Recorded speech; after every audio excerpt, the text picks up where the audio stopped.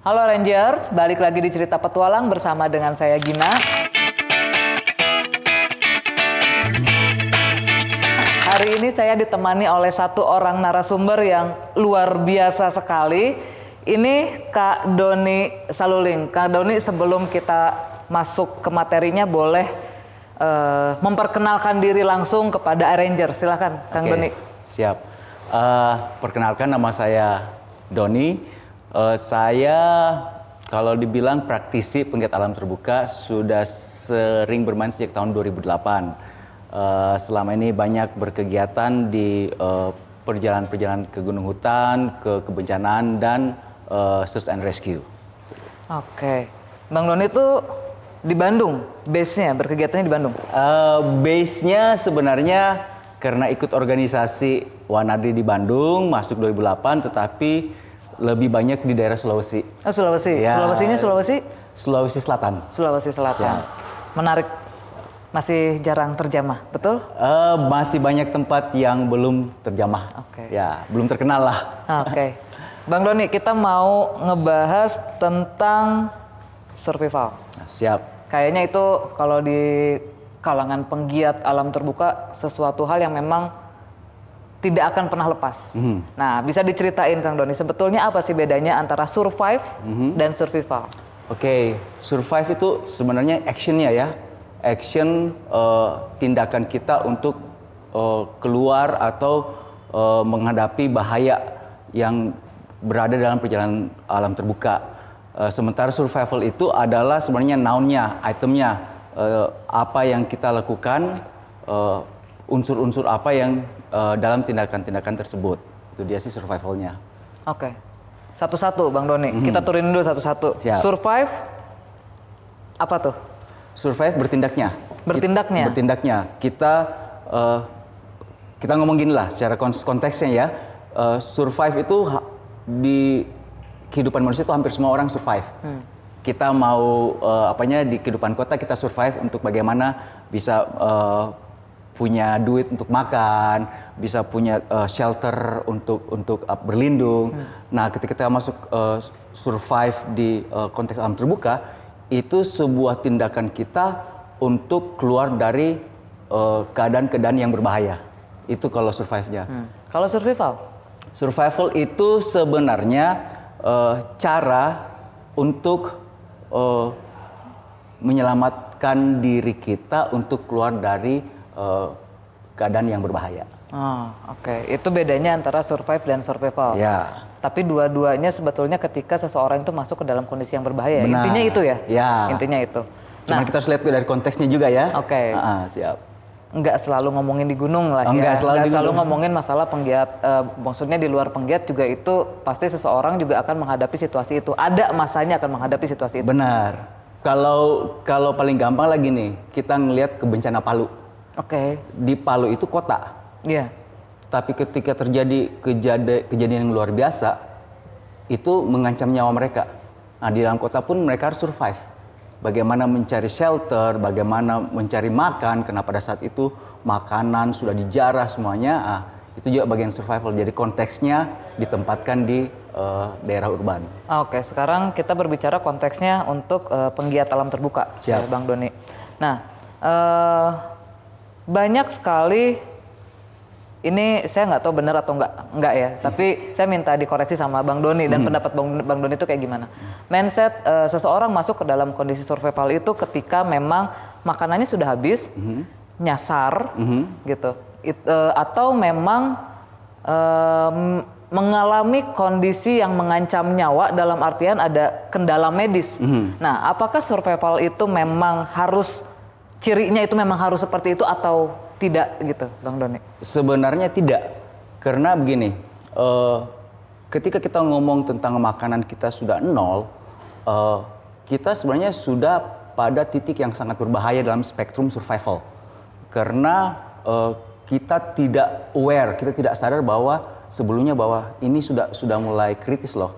Yang sering terjadi dalam perjalanan, kita merencanakan makanan kita akan berapa lama. Nah, ketika sudah mulai keluar dari perencanaan, sudah mulai molor satu hari, seharusnya di situ alarm kita udah mulai berbunyi itu. wah ini nih udah mulai nggak sesuai perjalanan kita, nggak sesuai perencanaan kita. Gimana caranya saya harus mempersiapkan dan membuat strategi agar perbekalan saya mencukupi sampai akhir perjalanan yang sudah molor sehari atau 2 hari kayak gitu ya. Yang sering terjadi itu adalah situational awareness-nya tidak muncul.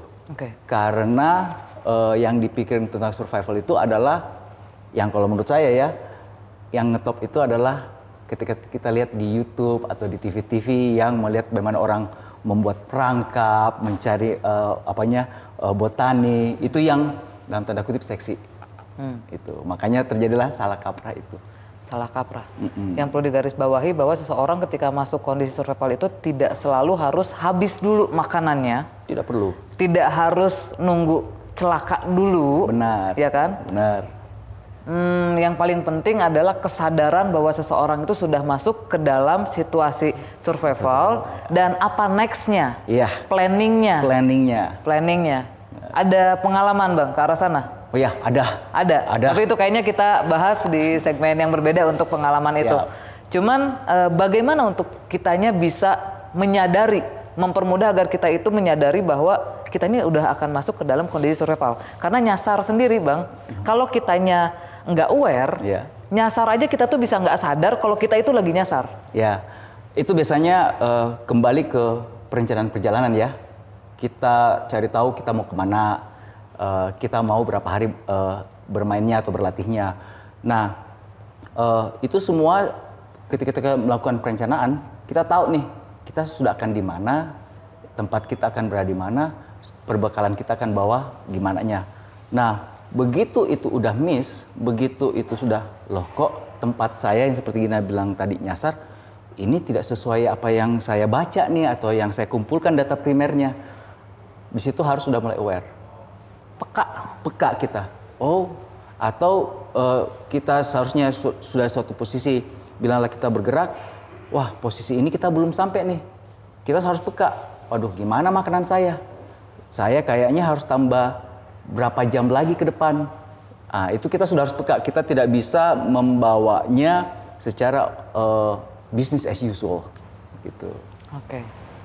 Gimana caranya supaya kita bisa keluar dari kondisi survival? Sekarang tahapannya adalah ketika kita sudah menyadari nih Bang, gue lagi survive nih. Entah itu nyasar, entah itu kehabisan makanan, entah itu kita harus bertahan hidup. Tapi intinya gue harus keluar. Nah, apa yang harus dilakukan ketika kita sudah menyadari bahwa kita masuk ke dalam kondisi itu? Oke, jadi kalau sebenarnya bagaimana keluar dari hal tersebut itu, satu kepekaan ya, tadi kita ngomong kepekaan.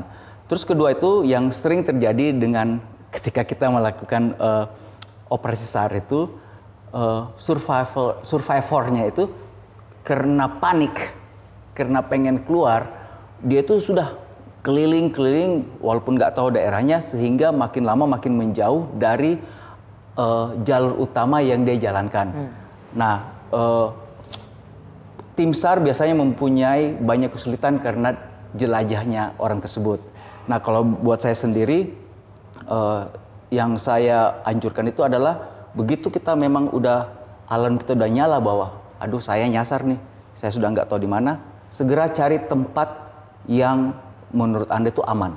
Aman itu tidak ada ranting-ranting besar yang jatuh, kita bisa pasang shelter kita, segera masuk, buka semuanya perbekalan kita, hitung 3 hari. Dibongkar, apa yang tersisa itu dibongkar. Makan pagi, makan siang, makan malam, karena Anda kalau menurut saya tetap di situ, makan, tidur, istirahat, makan, tidur, istirahat. Kenapa? Karena begitu Anda bergerak, Anda menghabiskan energi. Begitu Anda menghabiskan energi, Anda perlu asupan untuk mengisi energi itu. Sementara begitu Anda diam, Anda bisa menjaga core heat Anda, sementara menunggu orang yang datang untuk menyelamatkan Anda. Oke, tapi kalaupun memang kitanya mau berusaha atau berupaya dengan keluar, maksudnya bergerak ya Bang ya? Bergerak. Seenggaknya kondisi diam sementara itu untuk mematangkan perencanaan kita. Siap. Nextnya seperti apa, gitu kan ya? Ya, paling kurang pada saat itu walaupun Anda tidak merencanakan untuk 3 hari, dalam waktu 1 malam tidur itu Anda sudah tenang pertamanya. Anda tidak berpikir paniknya dulu. Anda berpikir dulu, saya istirahat, saya makan dulu, saya menenangkan diri. Tidur itu membuat orang itu nafasnya jadi lebih tenang, besok paginya bangunnya lebih fresh cara berpikirnya. Jadi kalau saya sih ngelihatnya dari situnya juga. Oke, Bang, bisa kasih closing statement dulu untuk Arrangers terkait masalah mindset. Nih kita ngebungkus masalah mindset yang salah dalam survival. Silahkan Bang, closing statementnya apa aja? Silahkan disampaikan untuk Arrangers. Buat Arrangers, survival itu bukan untuk dipakai main-main, bukan untuk dipakai berlatih. Karena survival sendiri itu unpredictable, tidak bisa ditebak. Yang Anda bisa prediksi adalah persiapan Anda untuk melakukan sebuah perjalanan. Itu dari saya. Oke, Arrangers itu tadi cerita petualang, ngobrol bersama dengan Bang Doni terkait mindset dari survival ya. Sampai ketemu di sesi selanjutnya, kita akan bahas tentang bagaimana caranya supaya kita tidak masuk ke dalam kondisi survival. Sampai bertemu lagi di cerita petualang selanjutnya. Terima kasih, Bang. Terima kasih. Yuk.